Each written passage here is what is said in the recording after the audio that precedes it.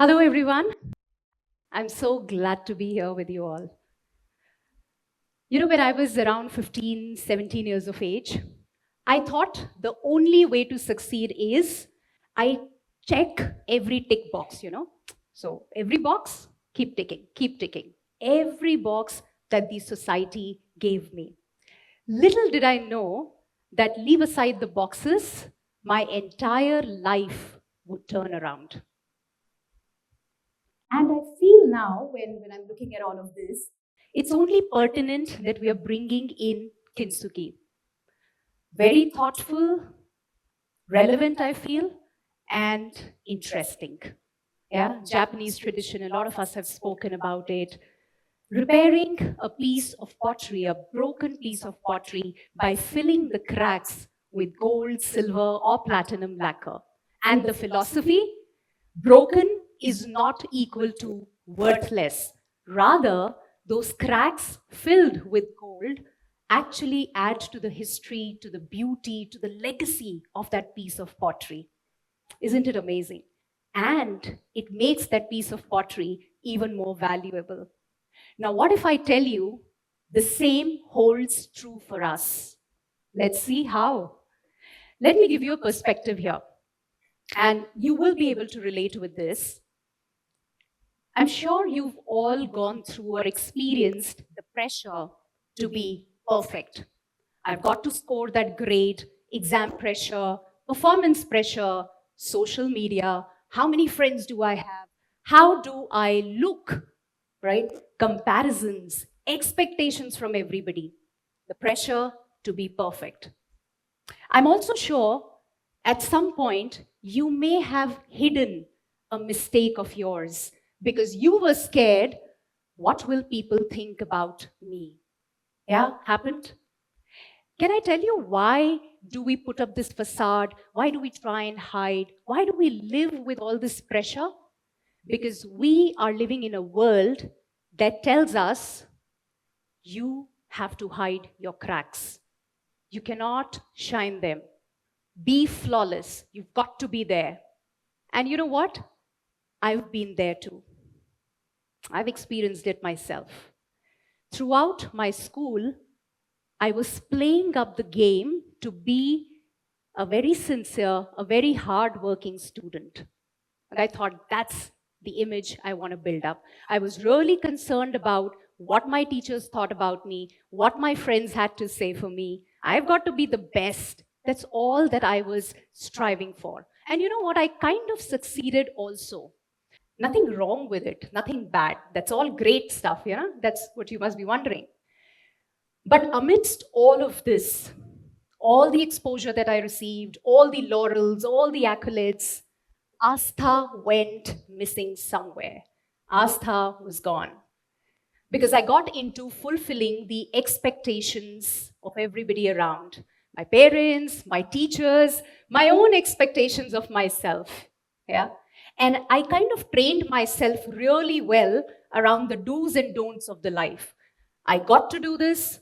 I cannot be doing this. I must show up like this. Oh, I absolutely cannot be showing up like that. Very, very clear. And I got so busy surviving, proving myself, fitting in, right, running the race, got to perform, got to be there, that I had no time to explore what my heart desired. And I started to lose touch with my authentic expression. What's authentic expression? What am I thinking? How am I feeling? What is my opinion? Whether I agree with this or I disagree with this, it was all gone. And I got into a good regional college. 4 years, good, but I would not say joyous, fun, because was I passionate about engineering? Not at all. Leave aside the passion, I was remotely interested in engineering. But because I was a sincere and hardworking student, I kept going and I secured an honors degree, which used to be a big deal in my engineering. And that was it. The end of it. I did nothing about my engineering after that. And then I went on to pursue my MBA. 2 years, Ahmedabad. Great experience, great friends, lot of fun.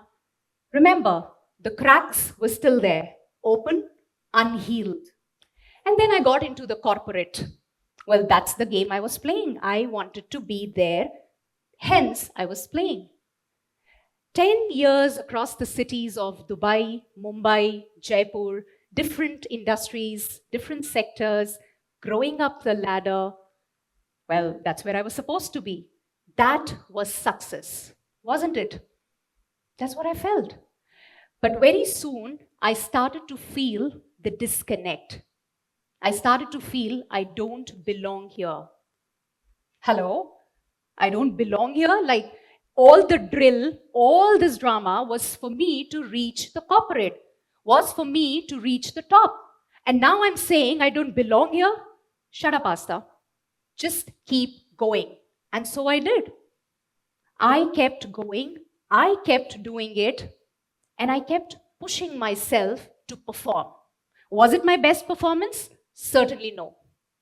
No. And the cracks deepened and widened.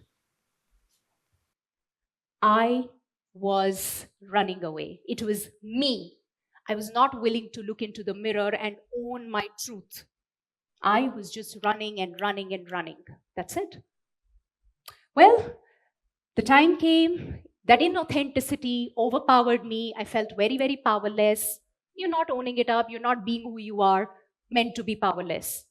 2015, I remember, one fine day, I said, I'm done. And I decided to say a bye-bye to my corporate life. And so I did. And that was when I was 34 years of age. Now, that's an age where people are settled. They have it all figured out. They know what they're doing. And here I was, no idea what I'm going to do next. Very scary, let me tell you. More particularly because nobody around me thought I was doing the right thing. But that pain of being where I was, the pain of feeling powerless, the pain of feeling worthless was unbearable. And so I quit. Ouch. Another crack. Quite a deep one. Or so I thought. Maybe that unknowingly was the beginning of me filling my cracks with the gold of authentic expression. Yeah. Unknowingly, I just called it quits. I don't belong here, not serving me.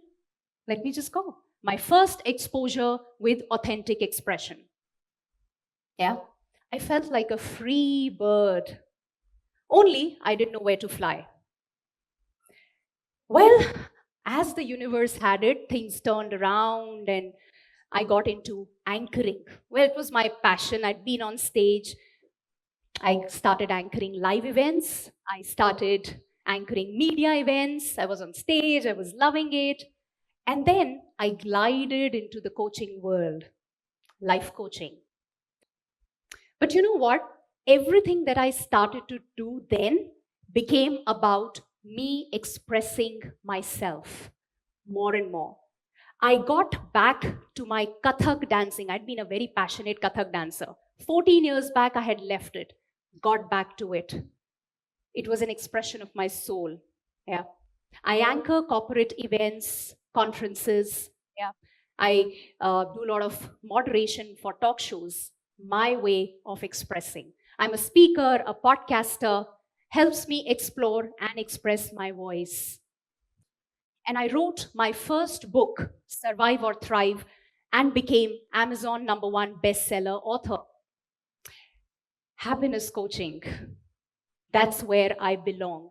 And as a happiness coach, I feel happy, fulfilled when I help my clients embrace their cracks, fill their cracks. And you know who these clients are?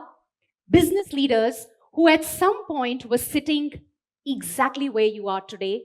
They had their own cracks, which were leaving them feeling worthless. There was pain, there was shame, there was guilt, all of that. And then they carried those cracks into their lives. And as they were living their lives, the cracks kept getting deeper, stronger, wider. And now they come back to me. And here I am dealing with my own cracks, but precisely they come back to me so that I can help them heal their cracks, fill their cracks, and release the pain. Yeah. And as I help them fill their cracks, I am full. I feel full. And as for me, I smile and I laugh more than ever. I'm doing things that I never did in my teens and in my 20s. Yes, I do make mistakes. I'm scared. I feel low at times. And there are moments when I have no clue how am I going to deal with this. I don't have it figured out. But you know what I do? I speak up. I don't hold back. I share. I have my set of people, my safe space. I speak. And every time I speak, I am filling the cracks.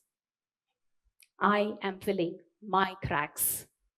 And that's the biggest gift I give to myself.